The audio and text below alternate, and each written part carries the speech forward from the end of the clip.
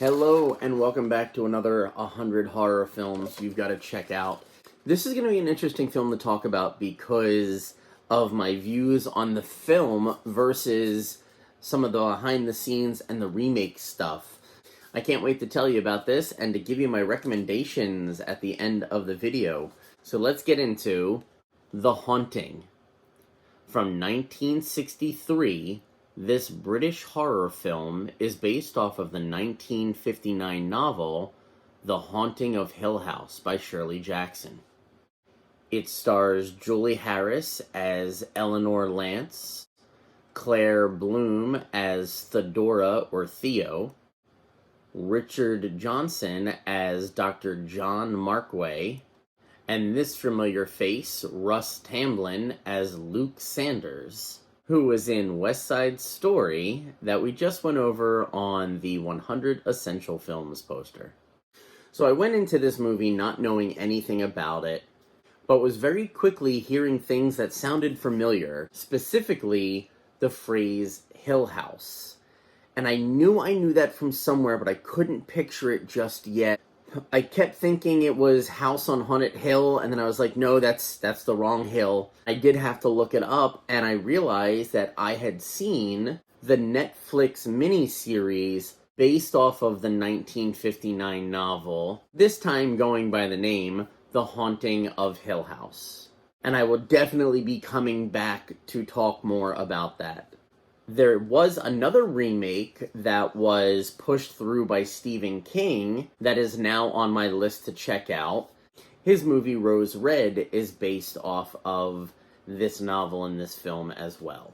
This movie follows the experiences of a small group of people invited by a paranormal investigator to investigate what was reportedly the most haunted house ever. The movie starts with a narration from Dr. John Markway, who is giving us a brief history of this 90-year-old house. Constructed in Massachusetts by Hugh Crane as a home for his wife, who never actually got to step foot in it because she died in a horrible accident before stepping foot into the house. Kind of setting up some pretty bad vibes for the house in general. We find out that Hugh and his daughter Abigail move into the house, and Hugh remarries, but his second wife doesn't seem to last too long as she dies from a suspicious fall down a flight of steps.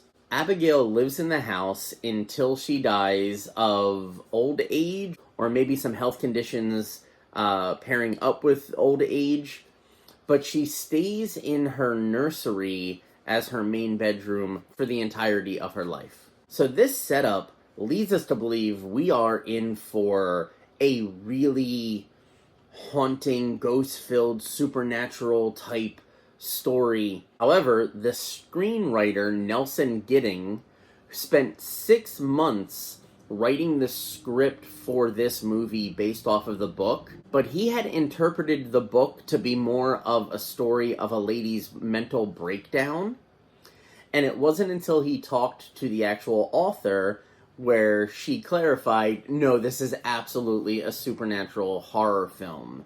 I guess as a happy medium, Nelson tried to add more of a supernatural story back into his script, but there was so much left of the mental breakdown aspect that I don't know if I really believed it was a supernatural story, or if we were following more of this woman's mental breakdown, which kind of puts the whole movie into a different perspective. Also, the fact that it was a British film, you can tell that there is a cultural distinction between British and American movies, and because I had already seen the Netflix original, I have knowledge of a much better version of this story.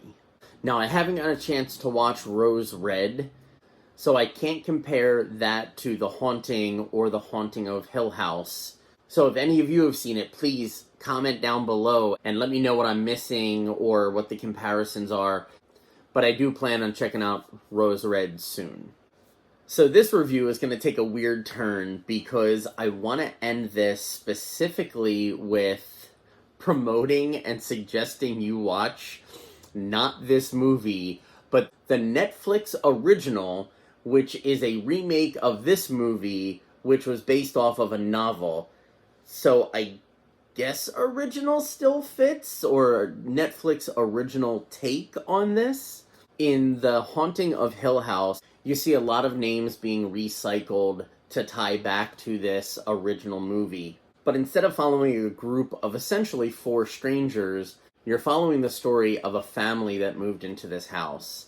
And if you're looking for a good horror film, if you're looking for a good, creepy, oh my god, I get a little chills just thinking about it, story, this is going to be way more up your alley than the 1963 movie. The imagery, the filming, the story in general, the special effects are amazing. Now, I don't know too much about what was happening in the film industry in 1963, but there were a lot of shots in this film that I was not a big fan of. A lot of the script made me really despise some of the characters that I think we were meant to sympathize with, but it just didn't come across that way. I don't know if it was the writing or the acting or little column A, little column B, but I definitely found myself wanting this to be a real horror movie and wanting something terrible to happen to some of these characters. But if you're looking to deep dive into a series of something, and the reason I say might is because I don't have experience with 50% of the content I'm about to suggest, but I believe that this might be on my list for something to go through during the winter. I would really like to read the 1959 novel. Maybe sit through this movie again just to see the comparison with the book being fresh in my mind. Then I want to follow it up with watching Rose Red and see what the comparison to the novel and the movie are, and then finishing up by rewatching the miniseries on Netflix to see which of the 3 previous installments it is more connected to. So with October being right around the corner, that might be a good way to get into the spooky season. But it also sounds like a lot of work, so dive into that at your own discretion. So with that being said, let's check out what's behind the scratching of The Haunting. So here is the scratching of The Haunting from 1963.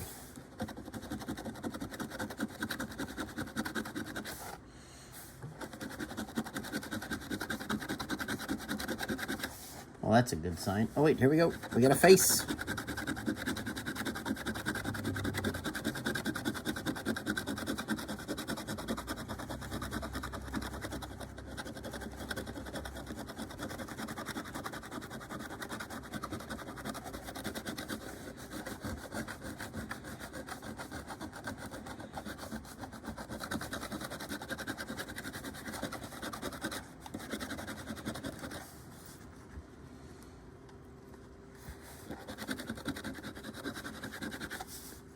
That's kind of anticlimactic. That is the scratch off of The Haunting.